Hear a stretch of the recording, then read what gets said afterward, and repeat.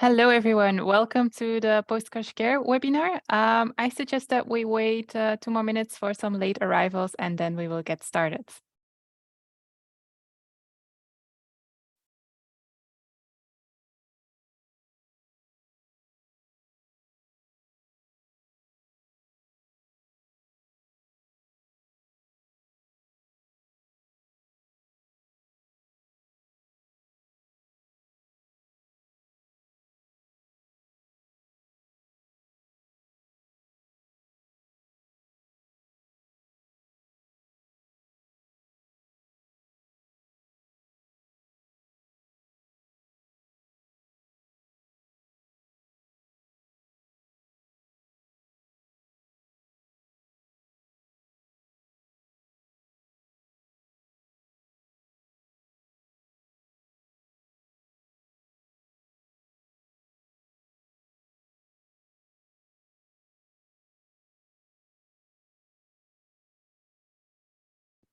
Okay, so I suggest that we already get started. Hello, everyone. My name is Sophie Vanova. I'm a member of the European Road Safety Charter team, and I like to welcome you all on this webinar of Post-Crash Care.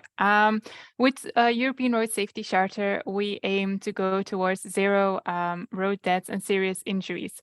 Unfortunately, up until today, there's still people that lose their life or get serious injured on the road today. But it does not mean that even though that crashes are still happening, that we cannot do anything to prevent that from happening. Post-crash care is a vital component and can really make a difference between life and death. And that's why we decided to give some more or highlight this theme today. We have 3 very interesting presentations for you today. But first, before I introduce the experts, I just want to highlight that we love questions. So if you have any questions during the presentations for our experts, please use the Q&A box at the bottom. You can ask your questions there, and then we will take a look at them after each presentation. If you don't have a specific question, but you love a question that was asked in the Q&A box, you can also like it so that we know which questions are most popular. Or if you have just something that you like to add or something that you like to share from your country, also do not hesitate to use the Q&A box for this. So we have 3 very interesting presentations for you today. When a car crash happens, it is very important that the emergency services get to the crash or that they are aware of the crash as soon as possible. And that is something that our first speaker will talk about a little bit more. I would like to invite Cristina Lumbreras for her first presentation. She's technical director at ENA, which is the European Emergency Number Association, and she will tell a little bit more about the importance of eCall and its future. So Cristina, you can share your presentation and go ahead. Thank you, Sophie. I will share my presentation. Hopefully it will work. I will try to put in full screen.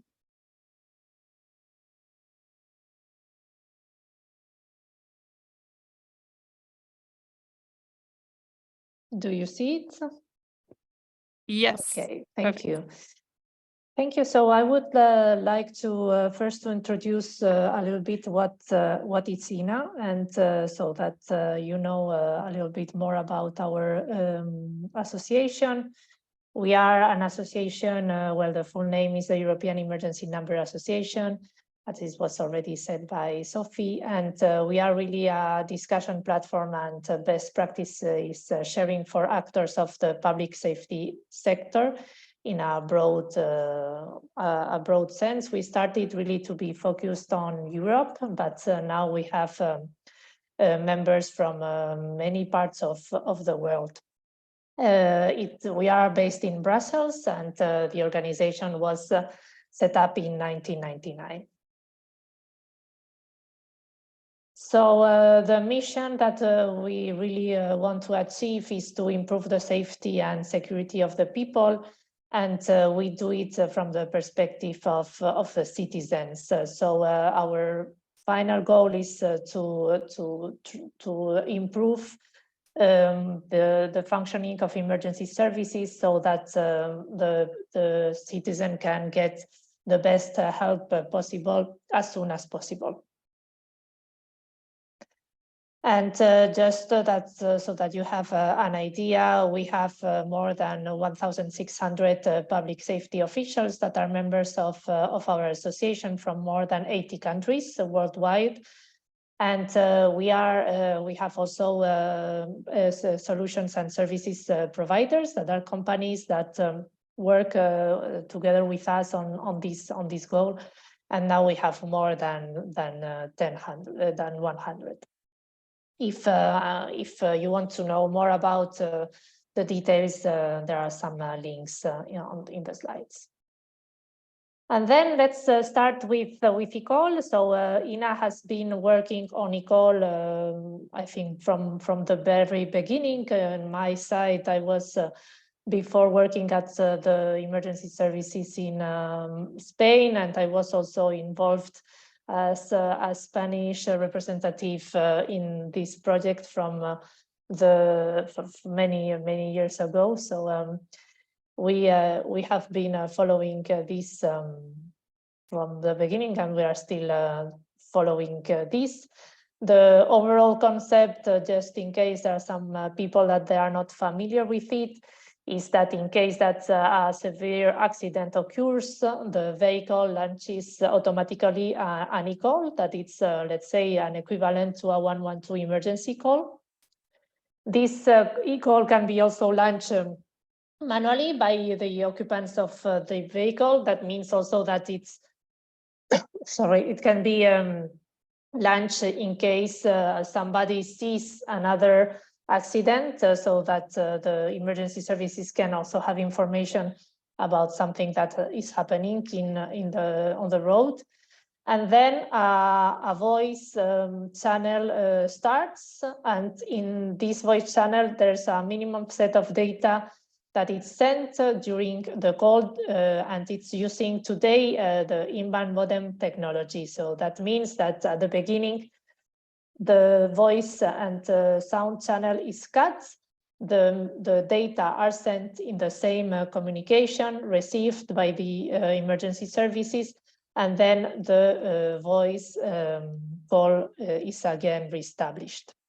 In this minimum set of data, there are several very valuable information, like of course the location of the vehicle, and also the VIN number and other data that are very interesting and some crucial for the emergency services to arrive as soon as possible.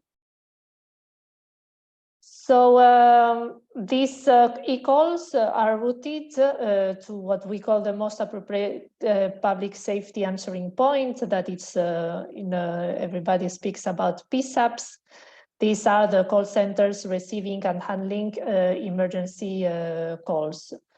So in the 112 calls that they say that we can, all of us, do using our mobile phone or our fixed line, they are routed to one concrete emergency call center, a PSAP. Depending on the country or in the region, it's organized differently, and it's the same for the e-calls. So it can be decided by the country that the e-calls are received and handled in the same PSAP as the 112 calls, the normal 112 calls, or they can decide to have a different PSAP only for e-calls.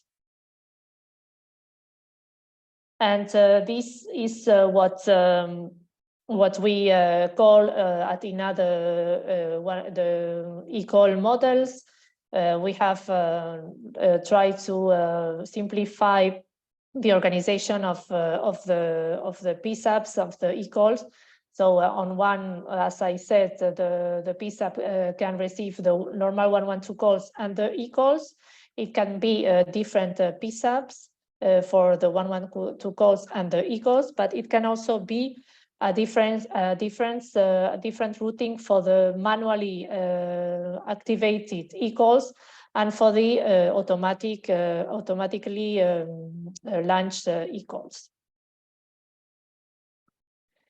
This, of course, has a legal framework behind, so there are a lot of stakeholders involved in this chain. We have, I have simplified it quite a lot, but as you can imagine, well, that they have the car manufacturers that they have to have the device that launch these calls. There's also the mobile network operators that they have to have like a SIM card or eSIM and route and make possible this communication. So the mobile network operators are also involved. And then we have the PSAP. So these discussions about eCall have been difficult, let's say it like this. It has taken a long time to be a reality. The delegated regulation, well, you have here the number that it's making mandatory to have the eCall implemented in all the EU countries. The PSAPs needed to be ready in October 2017. All the PSAPs today in Europe, not all the countries in Europe have the PSAP ready to receive eCalls. And now there are some plans to update the delegated regulation that we will come to this later in the next steps. And there's also a standardization framework on eCall. There are several standards that are mentioned in this delegated regulation that were developed before 2017, of course, and there's also different documents of standards for today's eCall.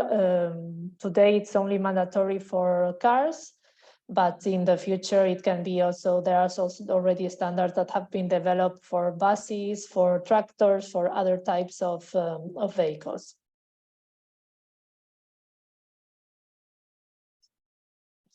Then on the PSAP side, that it's the perspective INA works from. It has been a complete change of mindset. So it has been the first time the PSAPs were receiving data. It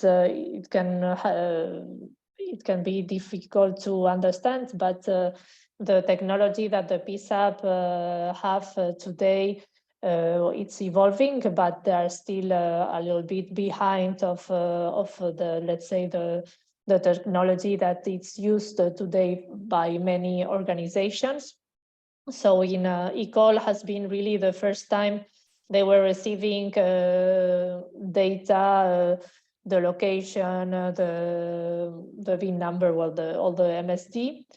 And it has been a lot of work for them to be able to implement the eCall. So not only for the technology that it has been, of course, a cost, but also to train the call takers, to let's say, to manage all this change. It's also difficult to for the processes that are behind or the call. Situations like, okay, the eCall has been received, but we cannot hear anything, only silence. Is it because the occupants of the vehicles cannot speak and it's a very big accident, or it's because the car is malfunctioning and has sent an eCall without any emergency behind? So there are, this is only an example, but it's not easy to make decisions on sometimes on these situations. The emergency resources are not always as big as it would be desirable. So sometimes they cannot send cars to every single call, because it would be very resource. There will be not enough resources. So it has been really a lot of changes for the PSAPs. And of course, as it has been a cost for them, and also the maintenance.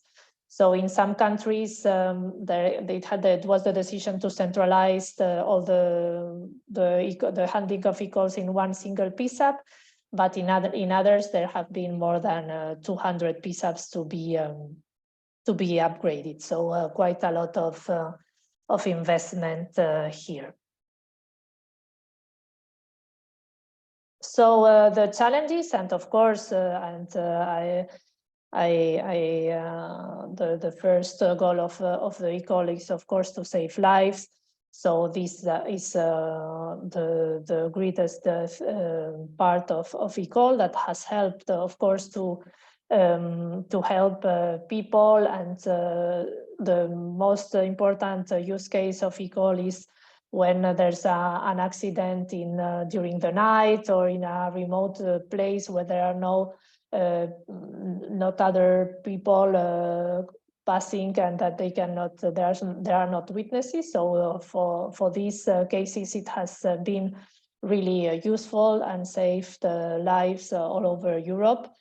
On the other side, there are still, there have been many challenges on the technical side.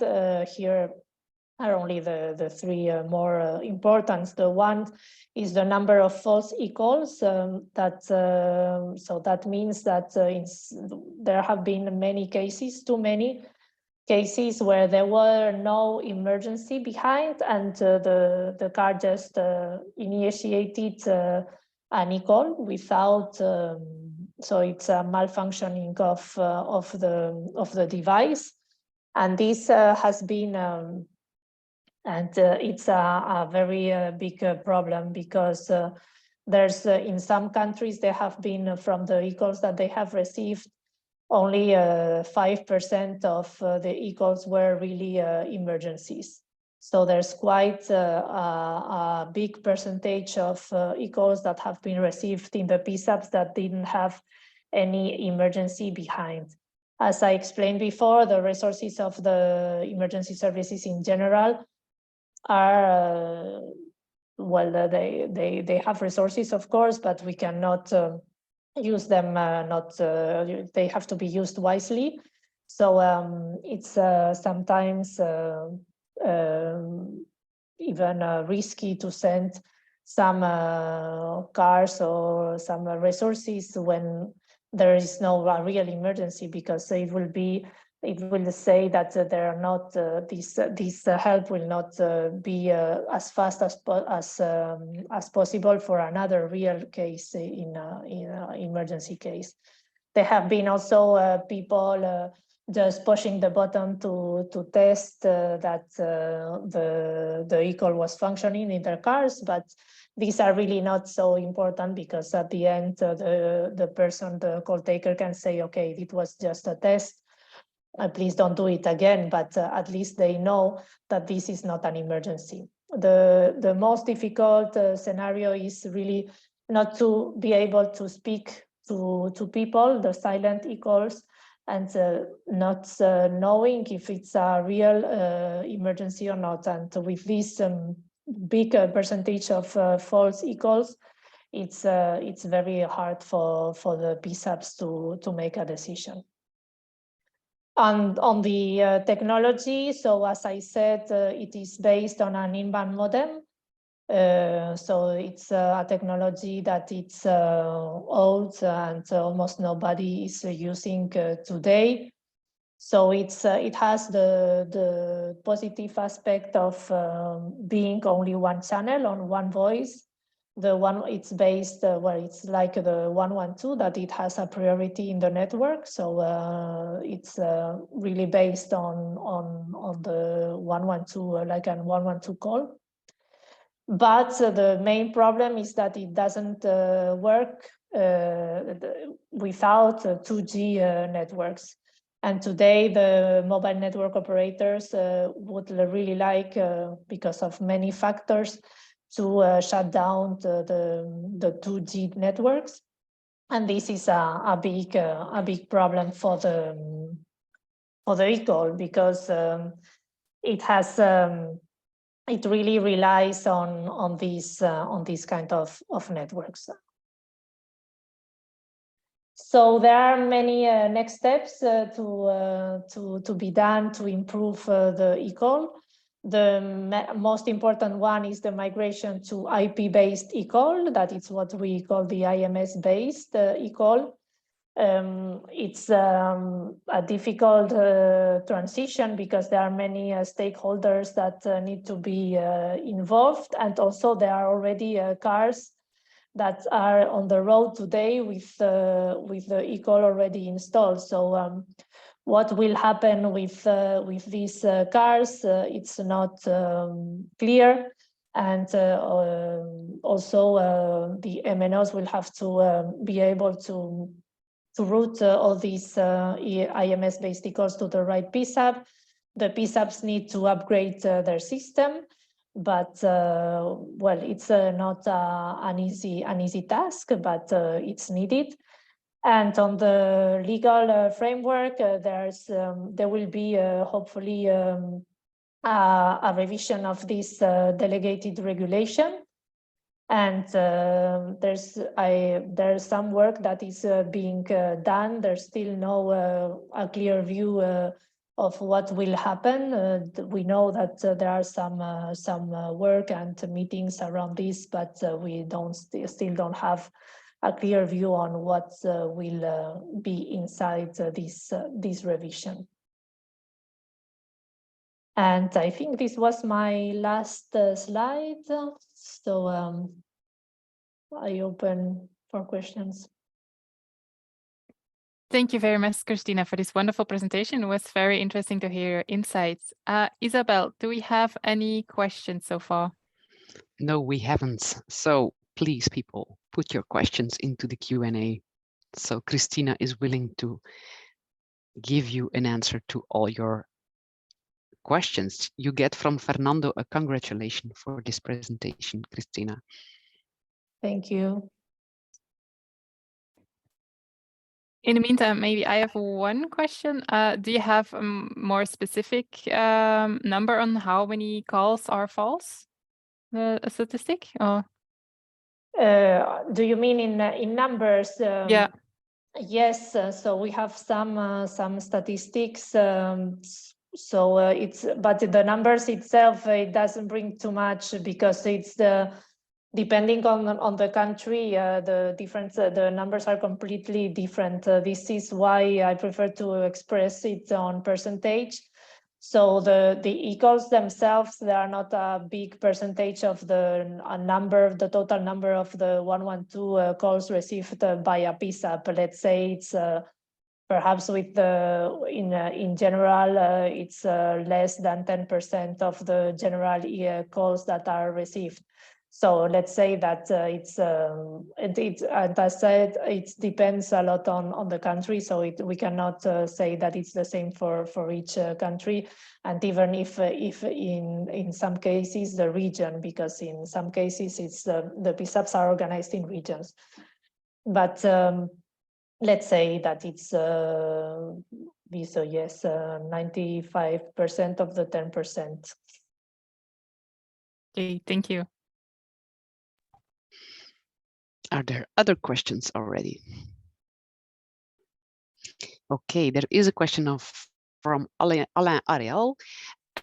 So Christina, the question is, the percentage of false eCalls is huge. Do you have any idea if they are automatic or if they are manual eCalls? And what are the reasons? So there are most of them, and they are the most difficult ones, as the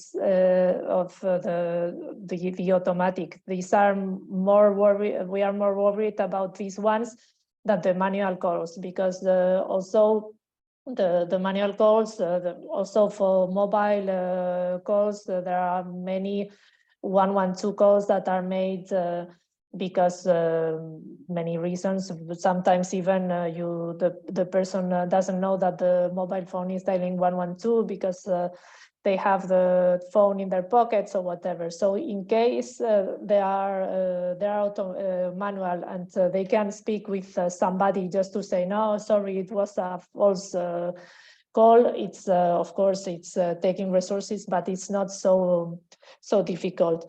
But in case of the automatic, and we have seen this in many countries, it's the hardest one. And there have been in different countries also some models of vehicles that are known because they had problems with specific models that the IVS, that it's the part of the car launching the e-call, was not functioning well. So it was a problem with the device.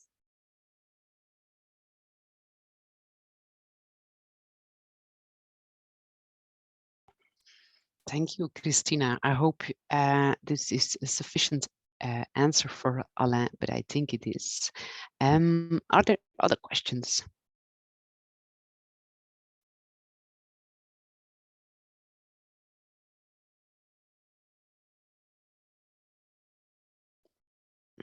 I do not see questions arise, Christina.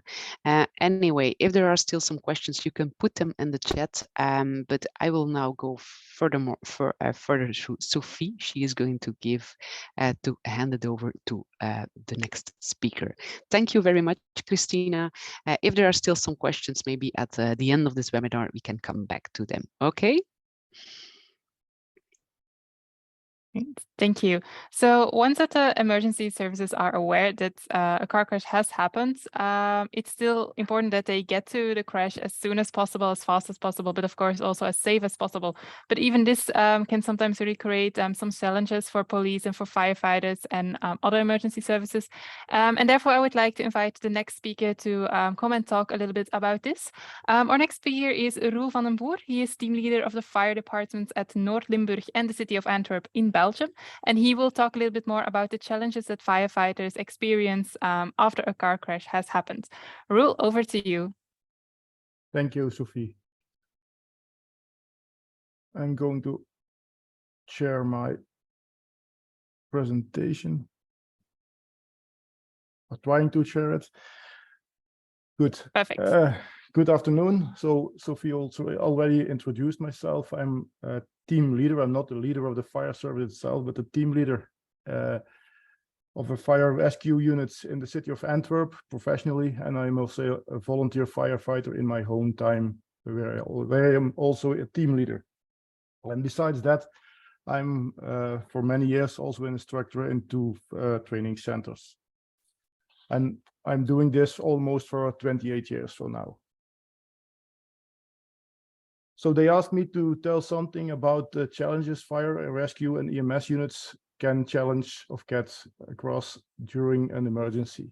I'm going to talk a little bit about the call, where already Christina talked some things about the e-call, a little chart about getting to the incident itself, and at last the challenges we see at the incidents. I'm going to start with a little video.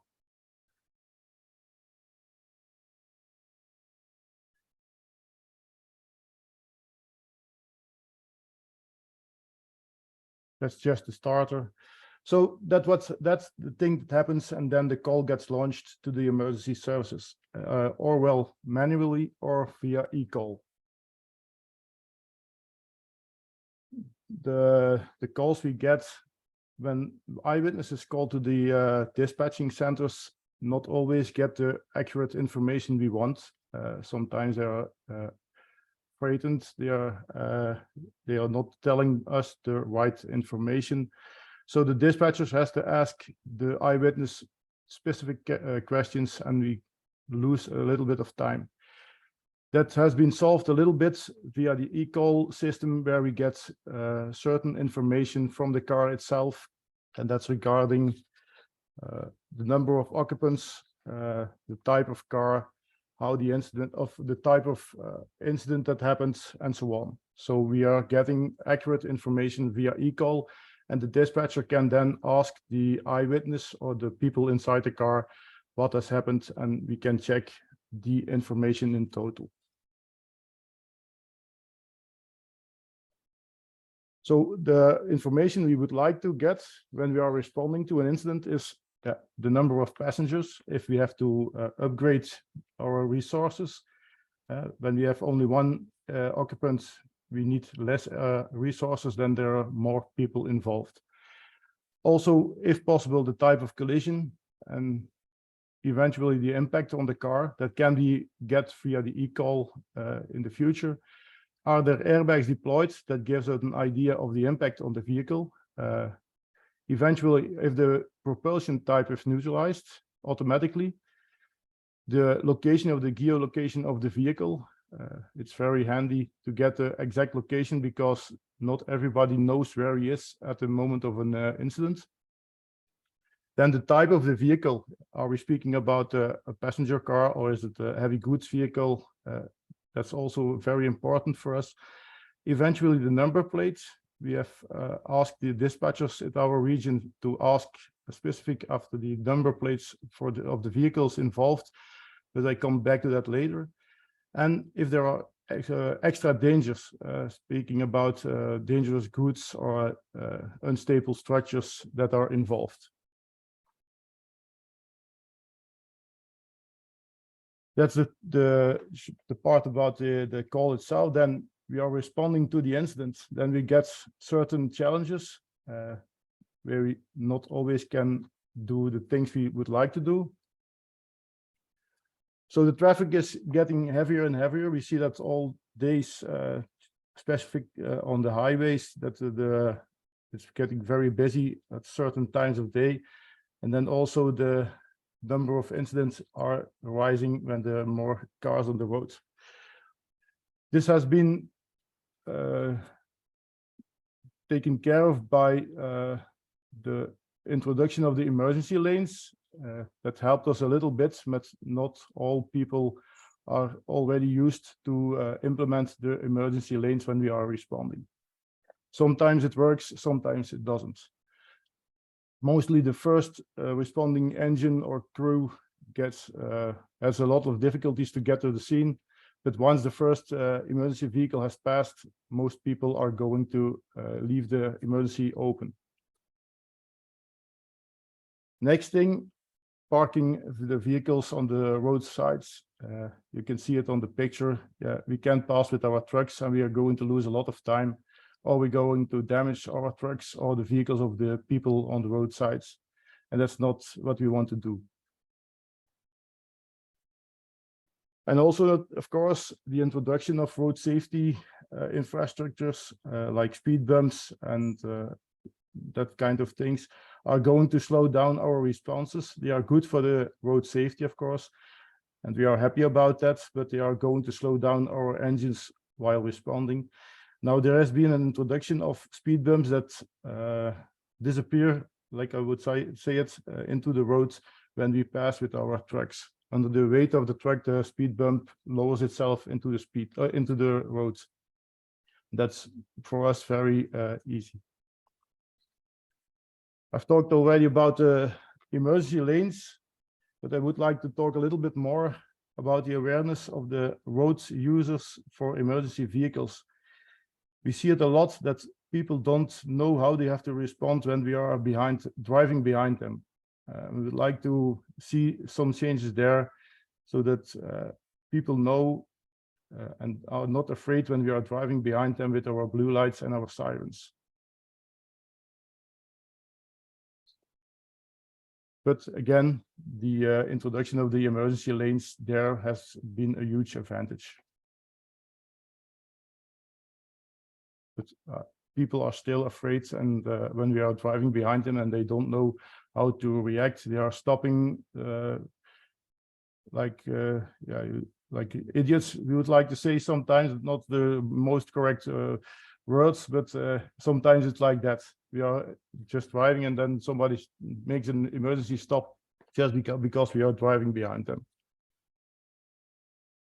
And at last, we would like to talk a little bit more about the incident itself. There we have a lot of challenges.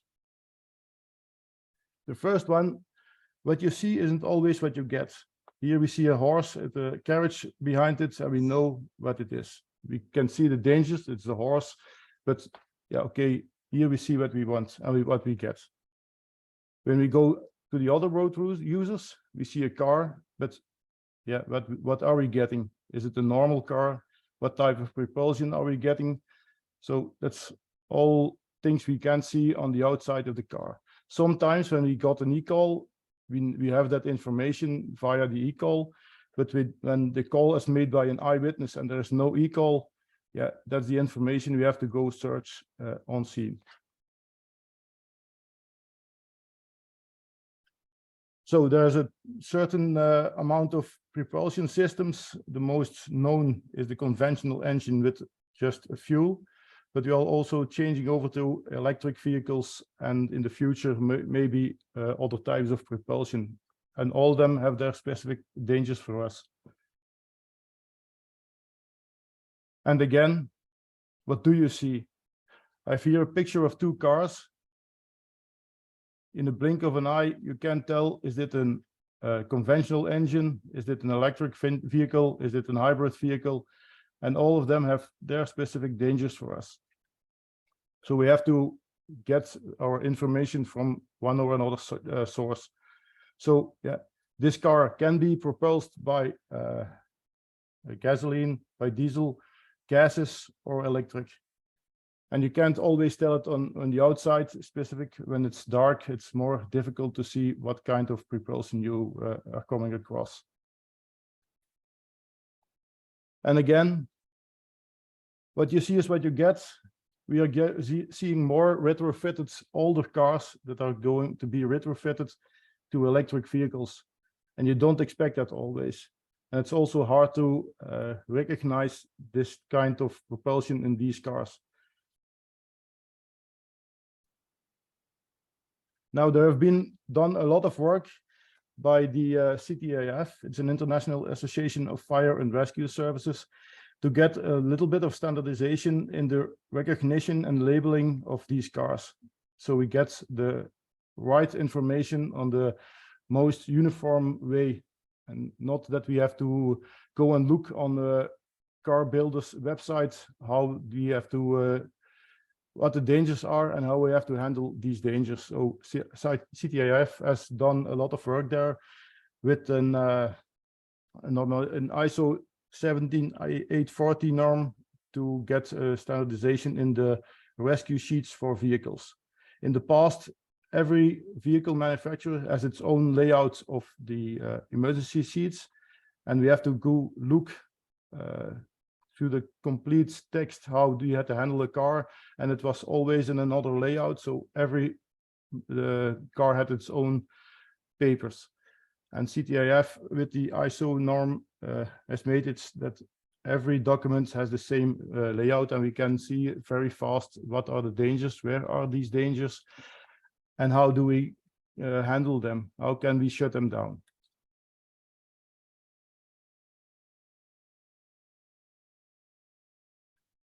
Besides CTIF, there are also some other things we can use and have done their stuff to get it more easy for us to get certain information. You have the Moditech system where we can look the specifications of a car on the number plates when we get the number plates, but this only works in certain countries.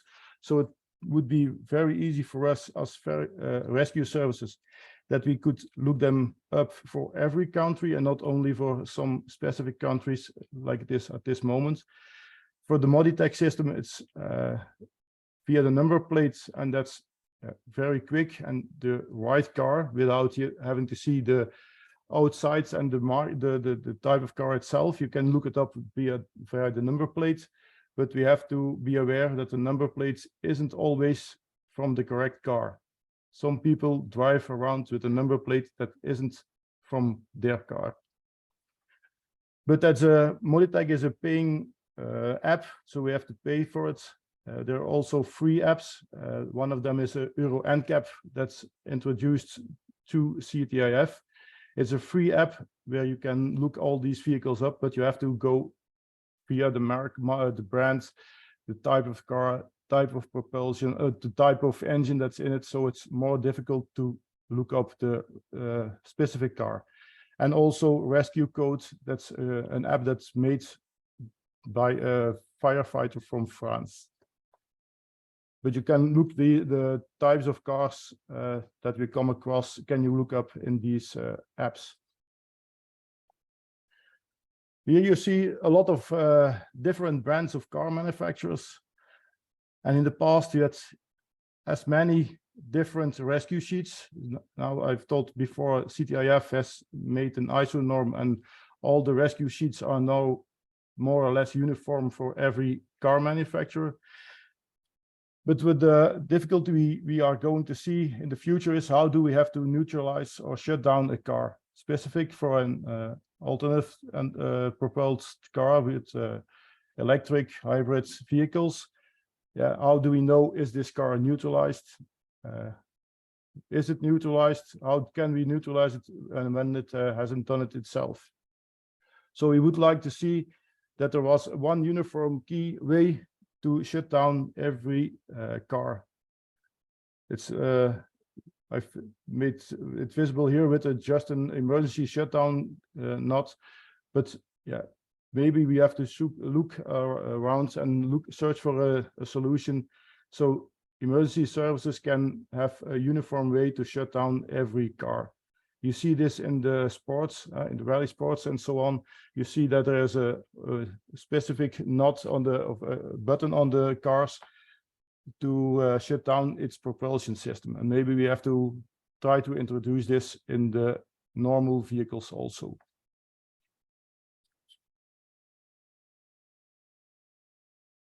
Then another challenge is train as you fight, they always say.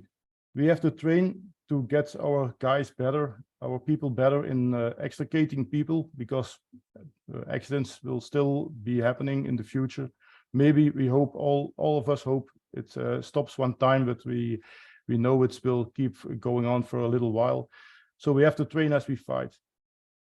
That's very difficult. We have to train on cars that are 10, 15 years old. And that are not the cars that we have come across when we are going to respond to an emergency scene. And the similarities between an older car and a new car are, there are almost no similarities. Yeah, it's a car, it has wheels, it has a steering wheel, it seats in there, but that's it. And then, yeah, some services can get newer cars, but they are undamaged. And working on an undamaged car or working on a damaged car after a collision is also very, very different. Our tools can cut and open these cars up. We've tested it, but very few firefighters or rescue personnel can train on one new cars. And if they are the new cars who are that have an accident or are deformed, yeah, it's even more difficult to get the people out, and we can't train on that side. So we don't have cars that are have been involved in one type of a collision. Maybe we can train on the cars that are used in crash tests, but yeah, the crash test is has its purpose to test the security of the car and the security for the people inside the car. So normally the car will, after a crash test, the passenger cage is not deformed, and yeah, we don't have that much work to get people out. And it's in the cases where the cars are deformed very heavily that we are getting it a hard job to get the people out, and we can't train on that.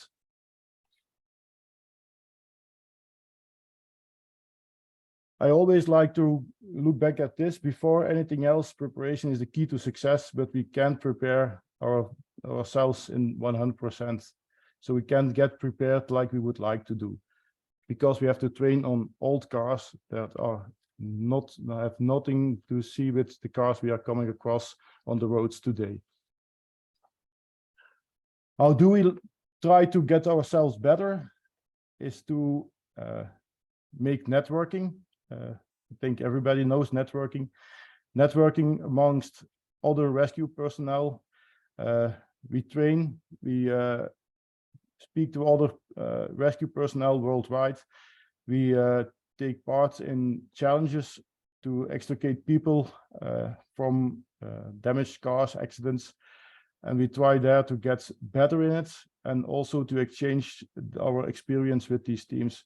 It's a contest, but there's more to do about exchange of experience than well the contest itself. That was my presentation. So I would like to see if there are any questions for me. Thank you very much, Roel, for this interesting and very well structured presentation. I take a look at Isabel to see if there's any questions. No, there are no questions for now, but please put your questions or drop your questions into the Q&A. Roel, in the meanwhile, I have a question. How did you inform the people on the emergency lanes, on the presence of the emergency lanes? How did it happen? I know in Belgium they put it up on the info screens above the roadways, if there is an accident and that they have to form an emergency lane. But I drive to my work every few days, and when there's a traffic jam, you don't see the emergency lane being made. They only make it when there is an emergency service vehicle approaching them, and that's too late. The people should start making the emergency lane when traffic stops. Mostly when the traffic stops, there has to be something happens in front of the traffic. Yeah, and probably one or other emergency service has to respond there to solve the problem. And there's also a lot of advertising on the broadcasting channels, national and worldwide, I suppose, to form the emergency lane. The emergency lanes. Thank you, Roel. In the meanwhile, you get also a congratulation from Fernando Castro, and Fernando has also a question. Hello, practicing accident simulations with different actors in the society and equal with the number of types of vehicles we have. Is it a question, Fernando? Practicing accident simulations with different actors in society and equal with the number of types of vehicles we have is like, it's a question mark, but maybe Fernando, in the meantime, can you make your question more clear? And then I'll go to the one of Michael Unterhalt. He has a general question. Is there any attempt to have an EU unified solution to identify the car, like in the Netherlands, via the license plate? Hello, Michael. Yes, I've looked it up via the CRS system. You have, I think, 10 or 11 countries where we can look the number plate up, but they are not all European countries. North America is also among them. But I think the problem is the privacy of the vehicle, of the people inside. That's the problem to get the information from the number plate. I know it's in Belgium, but a big problem to get this information from the government, so we could look up the type of vehicle. But that's solved in Belgium for the moment. I'm going to, I know that's Europe. I know it's in Belgium, and it's only recently solved, I think the last 2 years. I know it's possible, looking up the number plates is possible for Belgium, Denmark, the Faroe Islands, Finland, the Netherlands, North America, but yeah, I don't see a lot of North American cars over here. Norway, Austria, United Kingdom, and Sweden. But there's also a lot of European countries that we can't look up at this moment. And that would be a huge advantage if we could look at all these number plates and we could get the correct information of that car that's involved in an incident. Thank you, Roel. Maybe I'm just going to ask, what about a QR code and the windscreen? That's, I think, an addition also of Michael Unterhalt in regards to his question regarding the license plate. Yes, a QR code could be a huge advantage because it's on the car. You have to scan it. It can be offline. Mostly for the other system, you have to be online to look up the number plate. So it has a connection with the vehicle registration center from the government. Would there be a QR code specific for a car? Mercedes does that, and I also think Renault also is starting to use the QR codes. That would be a huge advantage. I know eCall also sends the VIN number. It should be possible to look up the car specifications via the VIN numbers, but yeah, they are mostly located in the windscreen, and a lot of crashes happen frontal, so the windscreen is damaged, and it's hard to find the VIN number. So a QR code, when located on uniform places in a car, would be a huge advantage to look up the car specifications. Thank you, Roel. Alain Ariel has also a question. Is there any project at European level that is working on the development of a single database with vehicle specifications? I know the CTIF has the ISO norm introduced, and that's the uniform way to make the rescue sheets, but I don't know of a single database in the European area for the vehicle specifications. It would be very handy to have one location to look up all these rescue sheets. Now, CRS is one system. Yeah, you have to pay for it, but they have a uniform way. It's every information comes in the same manner.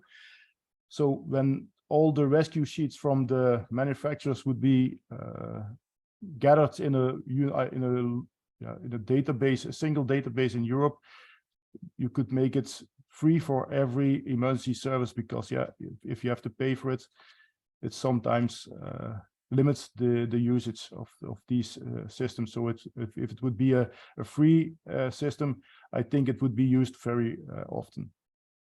We see a huge advantage in these systems, because you can't know how you have to shut down every specific vehicle. Thank you, Roel. I also have a question from Alpai. Look, do you think there should be additional checkpoints during the PTI in order to reduce fire?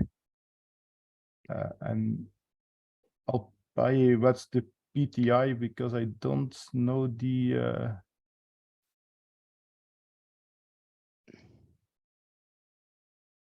Alpai, if you could inform us about what the PTI is. And in the meanwhile, I'll go back to Fernando, which does not really cleared out his question, but probably it was more or less a remark or a comment. PTI is the periodical technical inspection. Okay. So yes. I will. Do I need to repeat the question, Roel? No. Do you think there should okay. be a I don't think there is going to be a lot of vehicle fires in electrical vehicles. We see more vehicle fires with the normal propulsion systems than in electric vehicles. Now the biggest danger is the high voltage package that makes a fire danger after an accident. When there has been an impact on the voltage of the battery, the high voltage battery, there's a possibility of fire, but can you check it up during a technical inspection? I don't think so. We have to be, as a emergency service, aware of this, that there can be a thermal runaway happening in a battery package, and we have to look that up with our tools that we have. Thank you, Roel. Michael Unterhalt is adding about the EU. What about EU regulation for an QR code on motorized vehicles, or at least a project together with Euro NCAP, maybe initiated by VIAS? That sounds like a good plan, Michael. Yeah, it's a very good plan. I know CTIF has been trying to do that. Yeah, I've done a lot of work in standardization of the rescue codes, but they also in how do we get the information very fast. So again, a QR code would be a huge advantage when that's located on the vehicle, on multiple places, because yeah, one QR code on one location, and yeah, just there, that's blocked or damaged the QR code and we can't look up the vehicle. So there should be more than one QR code located on a vehicle. And yeah, it would be, again, a huge advantage when we could look up the vehicles via a QR code. If not, via the number plate, of course. But maybe a nice job for VIAS to try to introduce that. Are there other countries who have a QR code? I know Mercedes and Renault place them on their vehicles, but you have to scan it, and then you're going to be redirected to the website from Mercedes or Renault, and you have to look up there the rescue sheet. So that's not that easy. Yeah. Are there other questions for Roel? Okay, Michael Unterhalt has another question.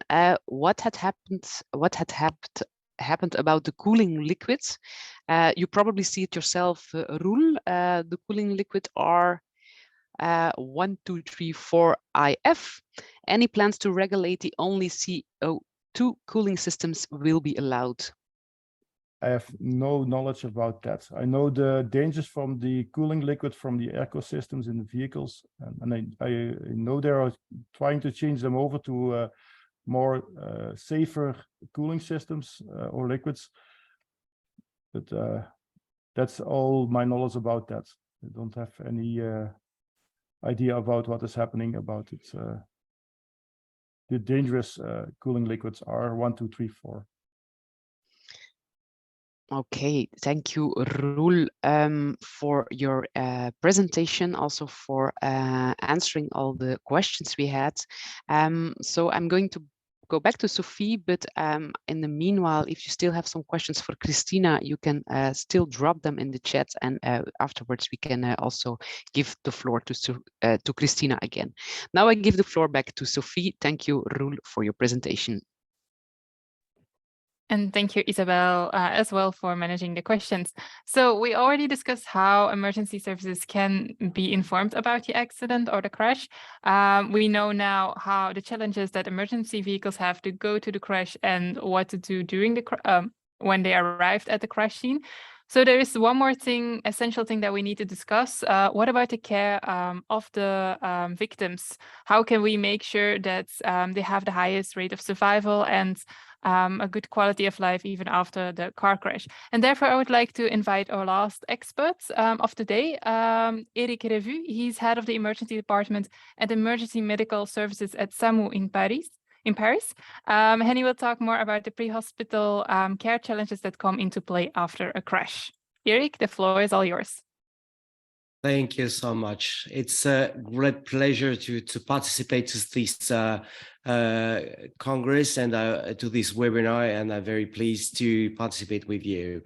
Do you see the slides?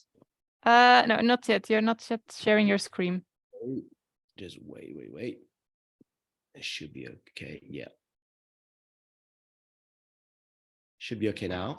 Yeah, perfect. Yeah, thank you. I'm Eric from Paris. I'm also the chair of the pre-hospital section of USEM, the European Society of Emergency Medicine.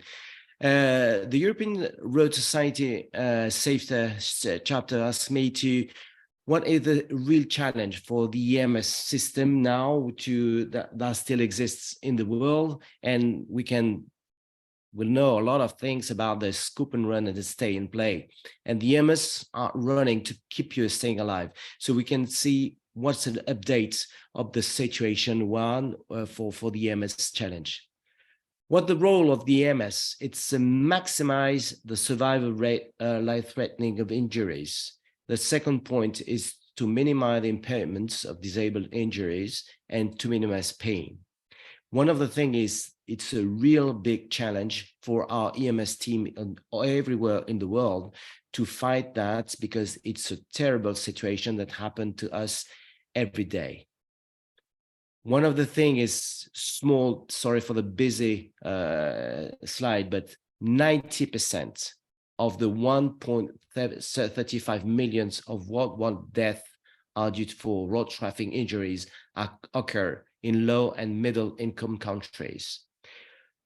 So that means that even when the 10 leading causes of death in the world are mainly medical problem like heart disease, stroke, COPD, I mean lung disease, road traffic injuries are still a real big challenge in many countries.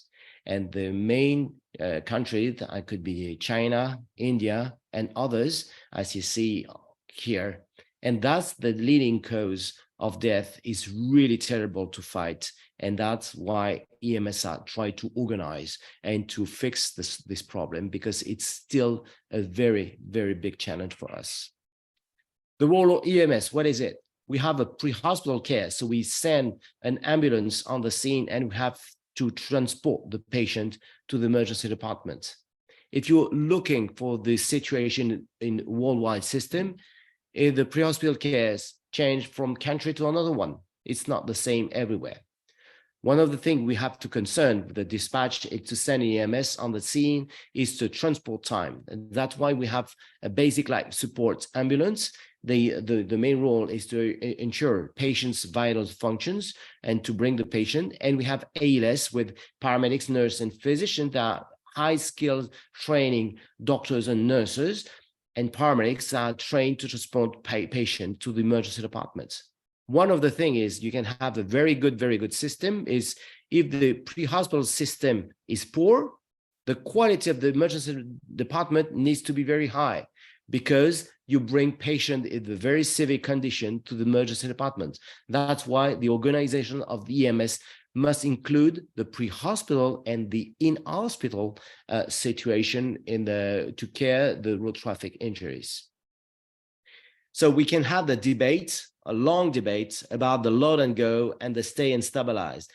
Many times they want to make this not a confusion, but opposites of the load and go, the UK and US system to the European system. What is it? The Anglo-American system is the scoop and run. They have changed to the load and go. It's similar now. We have changed the name, and we opposite to the Franco-German system. It's a more European. It's the stay and play. Just move now to be stay and stabilize. If you see that's the mainly in the Anglo system, UK system is mainly managed by paramedics. And in Europe, mainly in France or in Germany, in many countries, we have physicians. It's emergency physicians.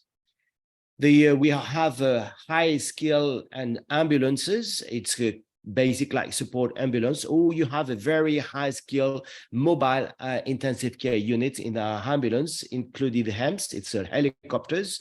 Why that? It's because we can bring in the system, in the Franco-German system, we bring the ICU to the patient on the scene. So the idea is not so different, but the thing is, all the idea is to bring the patient in the very best and the better conditions from the EMS to the emergency department. So the Anglo-American system, the scoop and run of load and go, is to bring the patient to the doctor, and the Franco-Germans and to bring the doctor to the patient. One of the main difference, maybe could be the cost. But we don't have to opposite these two systems, because the worst situation is maybe that one is stay and pray. You stay on the scene, you wait, and you wait too long, and then you can have to, another thing, you have to pray because the patient will die. When you look in the Anglo and US system, the load and go and scoop and run is mainly in US, in UK, in Australia, in some countries like in Turkey, and some systems that are using a very efficient system. It's a very good system using the load and go system with the high skilled paramedics that are really high trained, have 4 years training of paramedics, and are very good to make the same thing we are doing in Europe. What's the good point of that? The scoop and run system is very good for trauma, blunt injuries, to start CPR and defibrillation for the cardiac arrest, but it's different from the ELS. The thing is, we know that the ELS, sometimes, I mean, having a doctor on the scene could be dangerous. So it's very good to have a very high-skill system with the scope and run with the US system and UK because it works. So if you compare to the Europe, we have the pre-hospital care, stay and stabilize.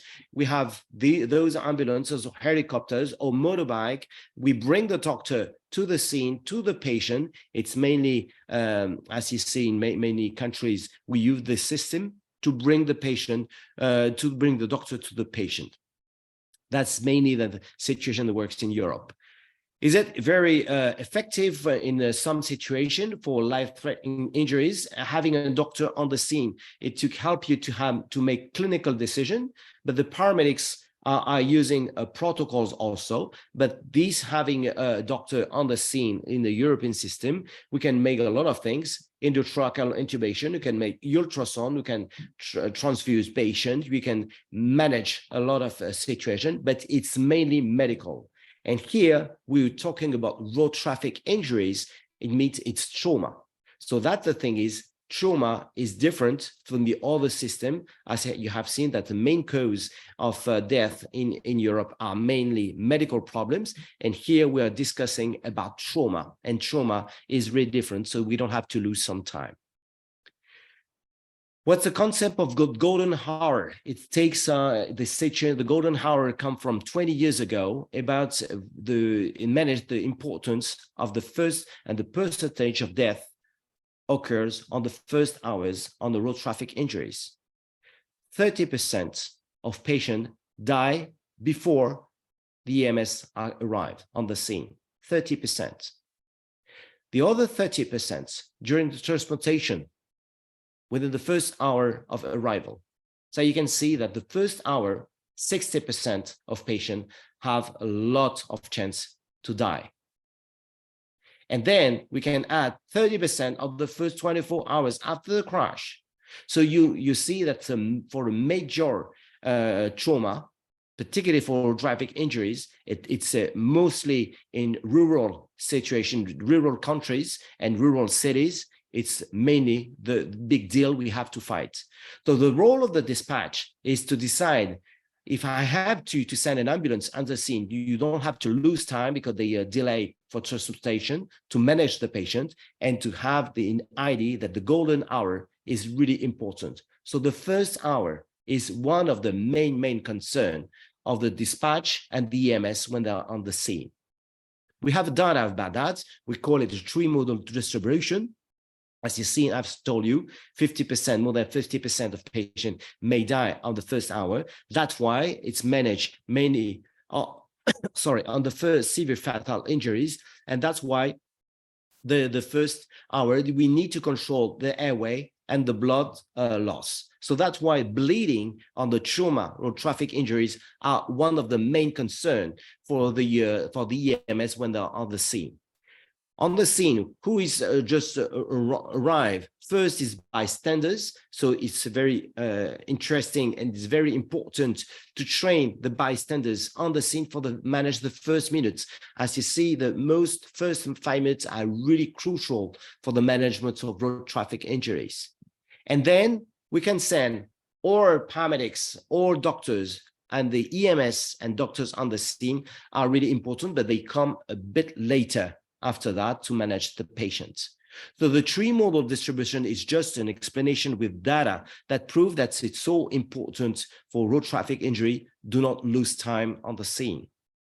And then it's managed by doctors. Time and mortality.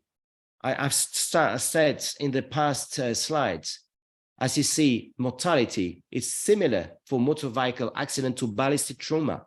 So that means that's a majority of patients have to be managed in the first hour because the mortality is higher in the first hours. And then, as you see, as you have to bring the patient, it's like a blunt trauma, ballistic trauma, a gunshot. We manage that in the same way. We have to bring the patient very soon on the scene because it's very important. Regarding to this data that we have done for a long time, a historical of that, that's why it's very important to think that the way of how we organize in EMS, it's mainly based on this data. So we can prevent death rate. I think it's possible to do that, but when you arrive on the scene, we have a very close collaboration between the dispatch and the EMS. And the role of the EMS on the scene, it's particularly for the traffic injuries, when you have a lot of victims, not only one victim, but many victims on the same crash. It's basically to control airway, breathing, circulation, and protect protect the brain. And we have to reduce the transport time. That's the role of all the EMS. So that's why, to opposite the scope and run to stay in play is not real the big debate, because the main concern on the scene is exactly the same. So we have to make it very simple, because we have to make it really right in the right way. So what are we doing when we arrive, when we have an EMS team on the scene, or a paramedic? When you arrive on the scene, we work with the first responders.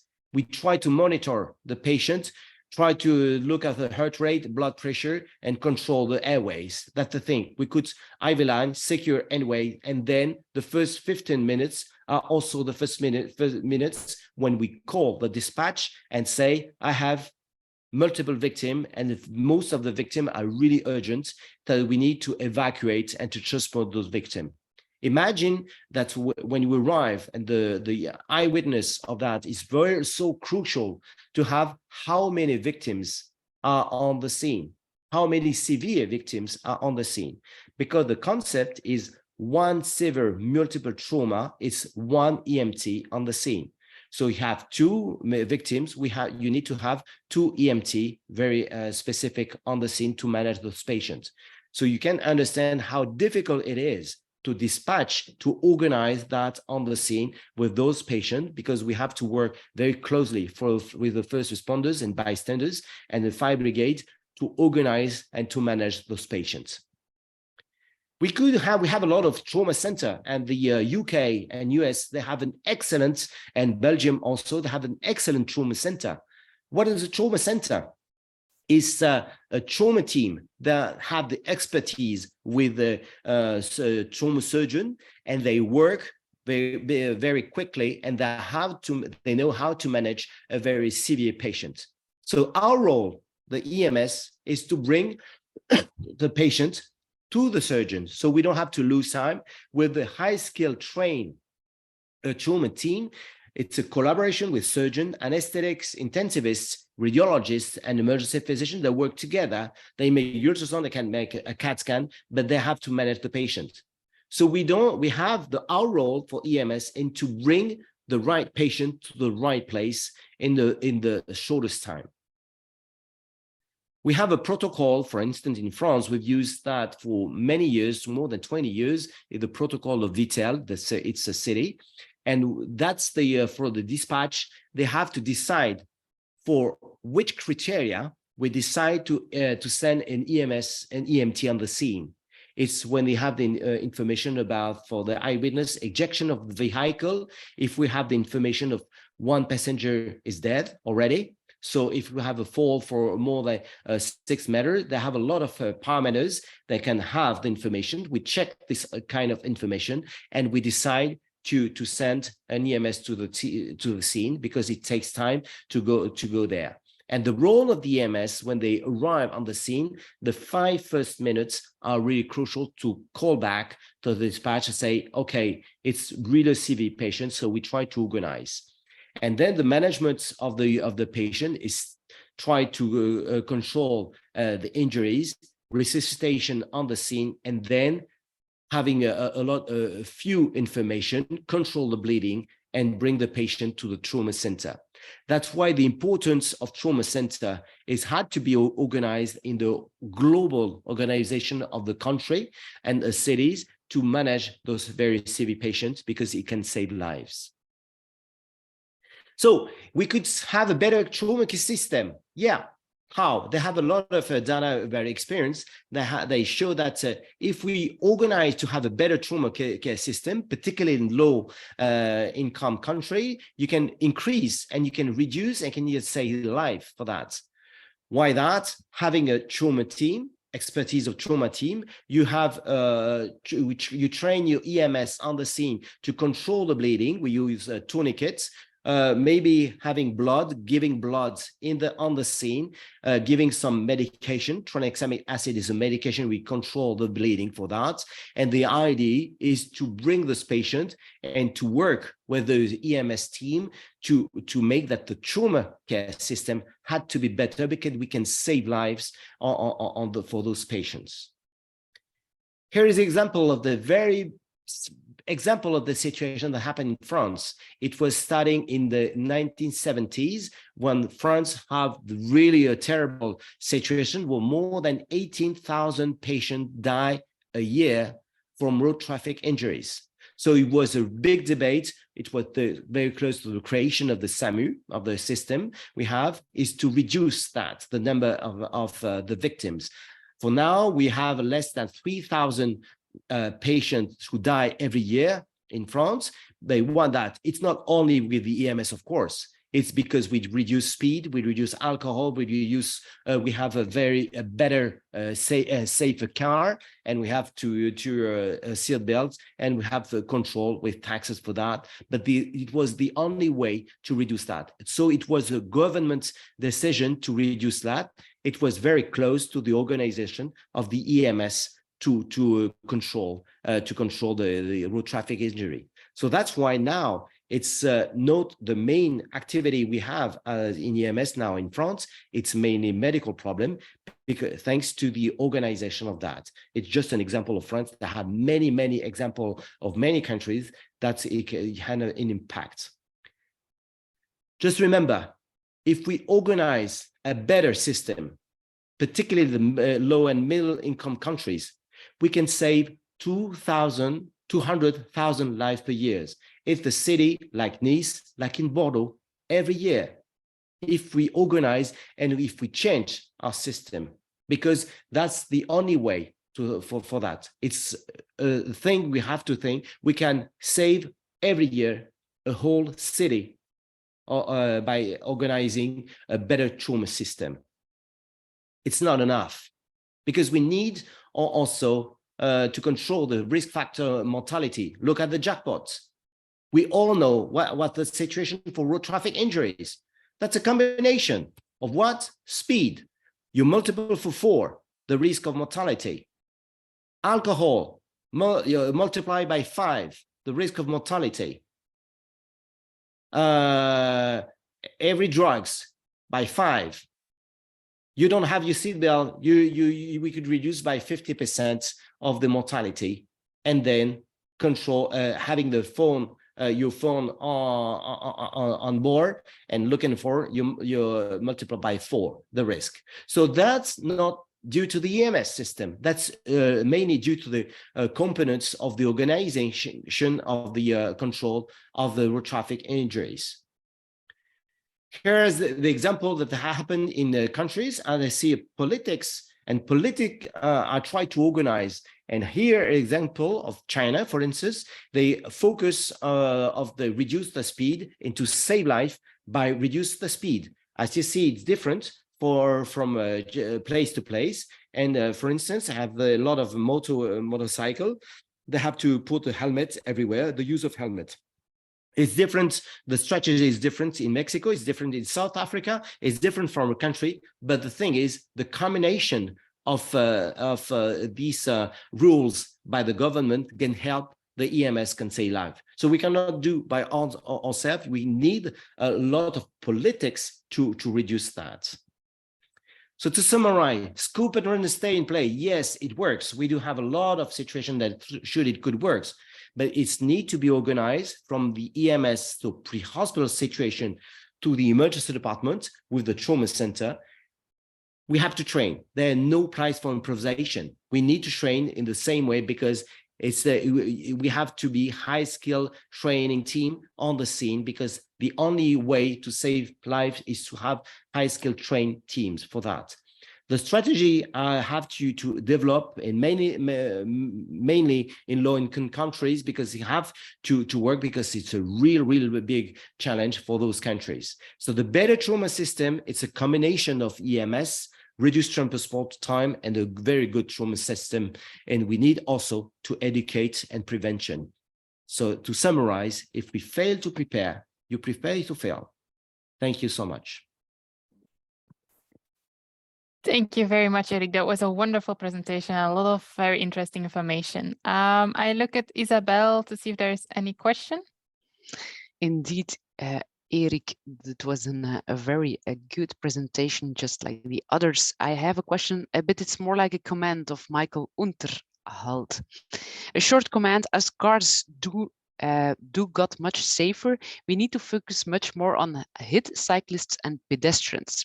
In Germany, we have a decline in fatalities of car drivers, but a very sad rise with cyclists. Also, my experience is that most car accidents result for many years now in no or minor injury to the people in the car, or they died. Anything in between is rather rare. Erik, do you want to react on this? Yeah, I can. That's a good point, but it depends of the country where you work. For instance, we have now, you see in Vietnam, in China, have a lot of motorbikes, and that's true, the most of pedestrians have the very severe injury. It could be not minor injury, they have very severe injury. And for instance, in Paris, our mayor decided to reduce the cars inside Paris, like in London, in big cities. But reduce the cars, it doesn't fix the problem. We do have a rising number of pedestrian and accident with bicycles because people that are not really driving safety. They don't wear helmets and we don't hear. So we have a lot of traffic injuries. So the thing is, it really depends of the situation of the country and the place where you're working to reduce that. That's true. It depends of the country. Are there other questions? Fernando is also saying congratulations, Erik, for this nice presentation. And he also has a question. What do you think about strengthening safety measures for motorcycle drivers at the European level? That's one part of the question. And unifying criteria to try to minimize serious injuries in road accidents.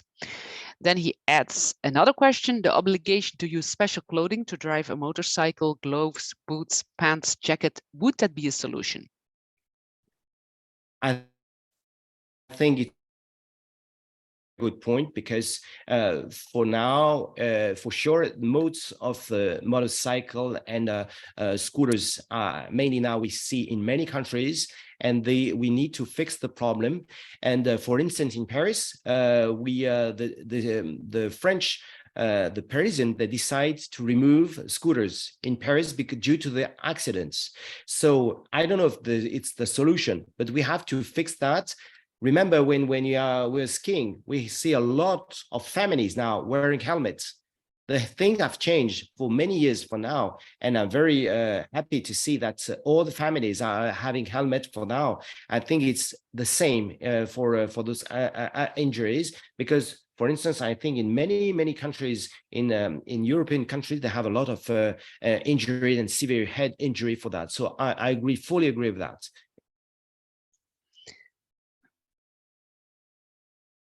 Other things to strengthen safety measures for motorcycle drivers at the European level? It could be very interesting to have that. I don't know. It's mainly a government decision to organize things. I think one of the things is mainly all the accident we see for now in many places for motorcycle is they don't respect the traffic light. They don't respect that. So we have to control that. It's terrible to say that the more policemen, the more control, the more taxes you have, it's maybe can reduce that. But let's take the example of France. We reduce the number of patients who die from road traffic injuries because we try to change the culture of wearing a seat belt. They have some countries having the seat belts is not developed. Indeed, I refer also to probably a lot of people know it already, the baseline study in which some KPIs like seatbelt, helmets were measured in a lot of European countries. Alain Ariel has also a question. What kind of KPIs do you think are most relevant to evaluate and monitor the performance of the system? Good question. If we want to evaluate the EMS system, it's mainly a combination, and we're doing that for now. It's mortality combined, the mortality and mobility, and we have a lot of indicators. Mainly the first indicators is the time to the scene, time to transport. For instance, we have this data in France. We try to fix that we can have an EMS team on the scene in less than 30 minutes. 30 minutes quite high, but we are in France, we are a small country. You can compare with Germany or the big countries. Can imagine Australia, it's a huge country, or in Pacific Ocean. We have a road traffic injury in on the opposite, have to take a plane or that. So these kind of indicators are very important. It's a time to treat, and as you have seen on the slides, it's having all the tools we can use, tourniquets, control bleeding. It's always and having development a lot of a tool we can fix the hip fracture, because majority 50% of the multi-trauma patient die from hip injuries, and that's why we try to fix the problem. So that's having this kind of tool we use. Tranexamic acid, it's a drug we use that. So we have a lot of things we evaluate to see if it's very important to do. And we have a lot of protocols now for the bleeding and for trauma to use these kind of drugs and these kind of tools to reduce time.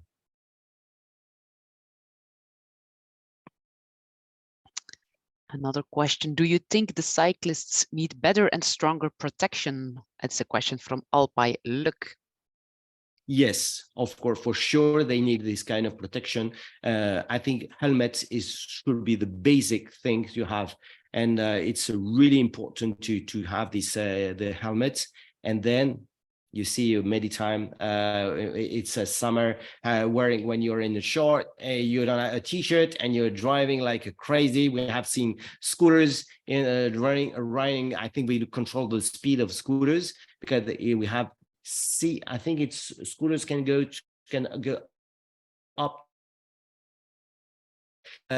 25 kilometers per hour and maybe more. So we have to control those also. But protection of cyclists is very important. I have also a question from somebody who is typing his question from his iPhone from Kosovo. So what are the accident statistics with e-scooters and motorcycles in your country now that they have started to be used more often in traffic? It's True. A very pertinent question. Yeah. Hello. So it's mainly in Paris. I can give this data. We have, I think, we ride by 50% the rise of the accident with e-scooters now in Paris. And the mortality is still high now, is rising. For the last 5 years, the number of mortality could rise for 25%. So we do have data that prove that it's very dangerous. Yeah, that are quite huge numbers. It is. Michael Unterhalt has another comment, more or less. It will be great to have a serious talk with the German traffic minister Wissing to improve things in Germany and to get a EU common speed max of 120 kilometers per hour. And he puts a smiley beside his comment. Most cars are built to be able to race on German Autobahn. So if you're in Germany, get a speed limit, more cars in the world will be built to a much lower max speed. That's a very good question also. In Germany, you have very safe roads. And the Autobahn, I think Germans, they can respect the speed when they are inside the city. If you compare to French, and French are also outside of the roads, they don't respect the speeds. And if you, I agree in Germany, a lot of colleagues from Germany I mean EMS and paramedics, they said that we use because the speed is one of the key factor of the mortality. Of course, it is. So we have to control that. But the thing is, it's education also.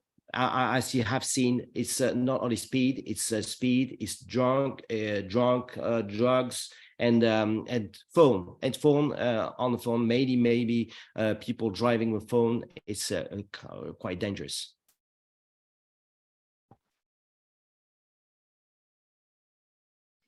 Are there other questions? Thank you very much, Erik, for answering all these questions. Thank you very much also for your presentation. I do not see any questions anymore, besides also and thank you for the answering your questions. And then I go back to Sophie. Thank you very much, Erik, for your interesting presentation. Thank you. Okay, great. Thank you, everyone, and thank you, Isabel. Unfortunately, that means that we're almost at the end of our webinar. I just want to have your attention for one more second, because I would just like to highlight one more thing of the charter, and then I'll leave you to enjoy the rest of your afternoon. So the last thing I would like to highlight is that we still have our Excellence in Road Safety Awards going on, sorry. So the Excellence in Road Safety Awards, if you're not aware of what it exactly is, it's the opportunity to submit your project and to get international visibility. It's the European Commission who awards European projects for all the work that they're doing in road safety. We have different categories each year, and this year the categories are very interesting. It's road users with reduced mobility, fitness to drive, data in road safety in the e-commerce sector, and urban road safety. So if you have any projects in these categories, or if you are aware of any of these projects from one of your stakeholders, then do not hesitate to submit something. You have 1 week left, so my next Friday is the deadline, so you still have some time. Only requirement is that you're a member, and then you can register your project.